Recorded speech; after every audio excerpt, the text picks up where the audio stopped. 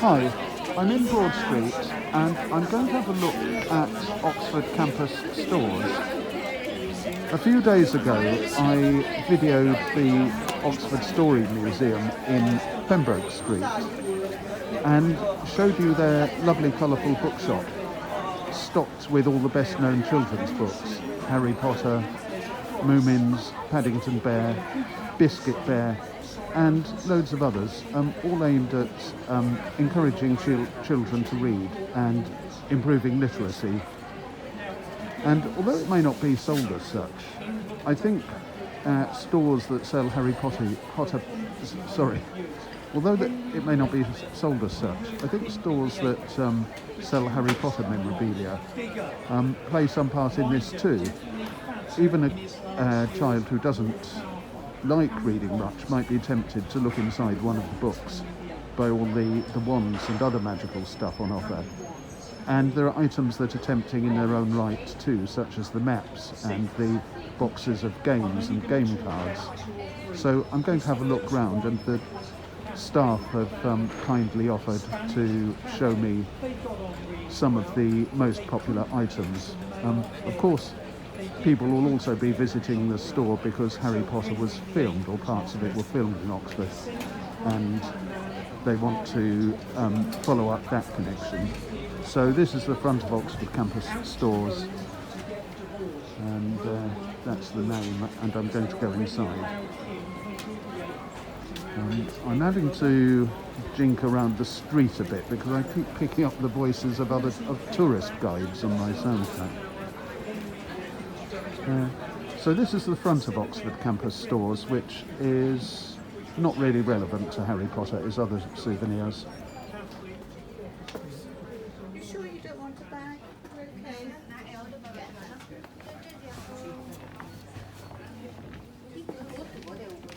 And I'm going to go through to the Shop of Secrets, which is where all the Harry Potter stuff hangs out.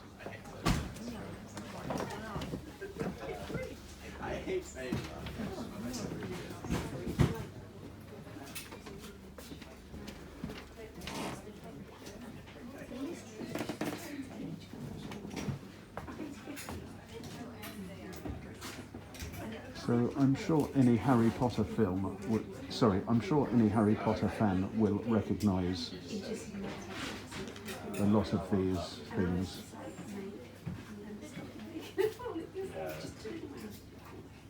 It was awful. Were his friends there? Did you see his friends? They were just big gangs of group. I think he was the youngest of a big gang of them. And you have to have a theme. So, this one is very appropriate. Lisa says something. I think you wanted to go home. Oh, sorry. I don't think the Beatles were actually in Harry Potter. Forgive me.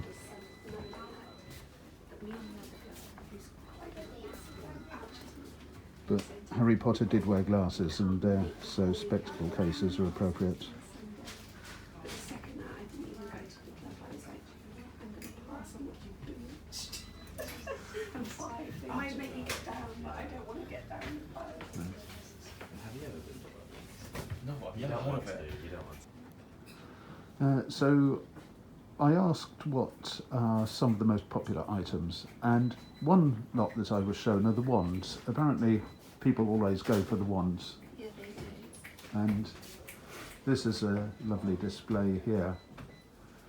And I didn't know why there are so many different kinds of wands, but I've been told that it's because every character has their own, so there are basically as many wands as there are characters. Is that fair? Yeah. Yes.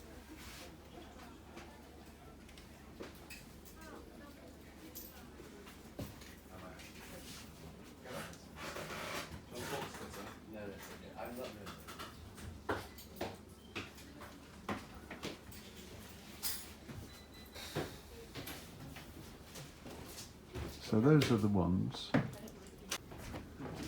Right. Well, I showed you the wands, and I've been asking about other items, and of course, there are not just kids who go to the shop. There are avid fans of Harry Potter too. And here are some things that will appeal to fans. Anybody will recognise Dobby, for example, and various other characters and objects. And what's special about these is that they're really well made.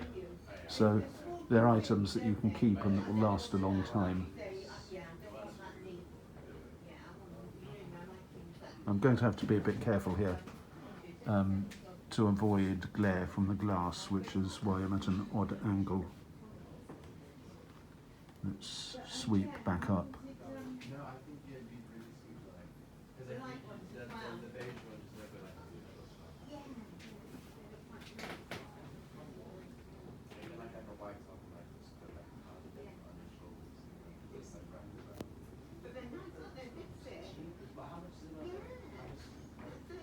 And then, along completely different lines, back to what the children like. Everybody likes sweets. I like sweets, and I might buy some bags when I go out. Here are some Harry Potter sweets.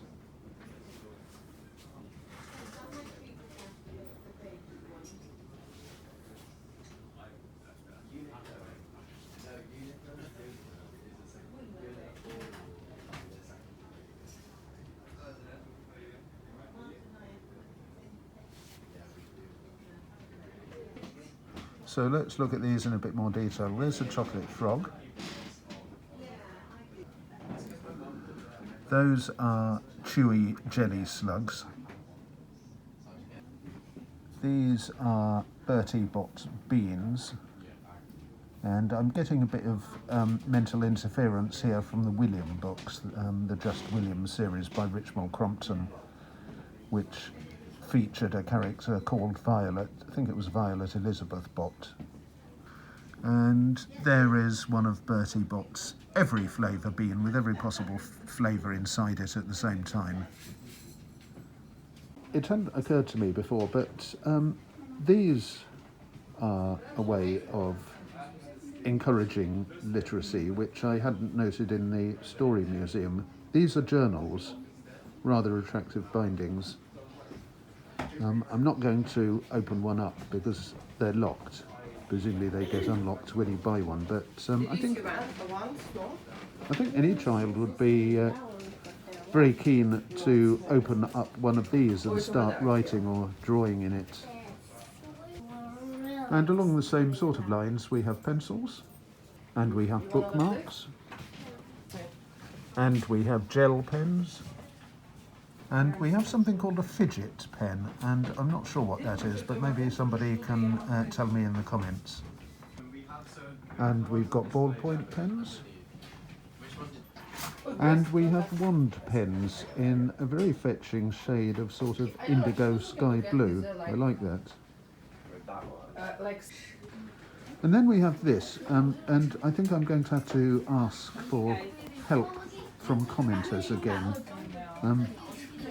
The label in the bottom right hand corner identifies itself as a set papeleria, stationery set, and like some of the other items, it's attractive enough to tempt me into tearing open the box and looking inside and reading the rest of it. I like the map, but I'm not quite clear what it's for.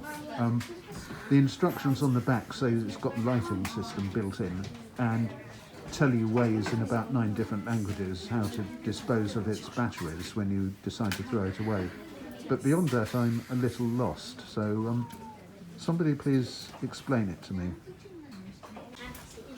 And then we have an assortment of cuddly and not so cuddly toys. I really can't imagine anybody who would want to take Dobby to bed with them, but the Niffler is quite cuddly, and so actually is Hedwig.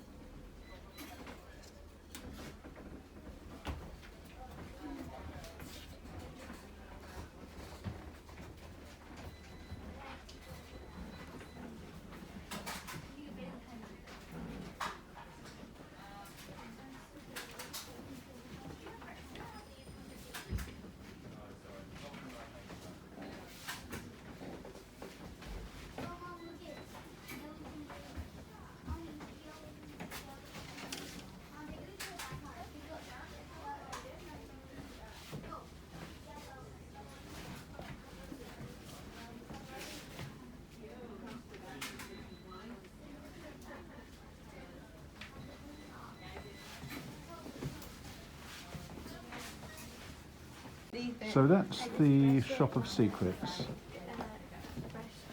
Oh, do you? Do a stretching.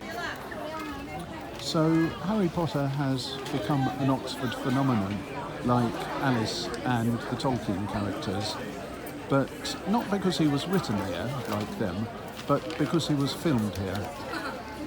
And because he's become an Oxford phenomenon, there are now shops where you can buy Harry Potter memorabilia, whether you're an avid fan, or a parent who wants to encourage their child to read, or a child who already likes the reading, or just a casual admirer.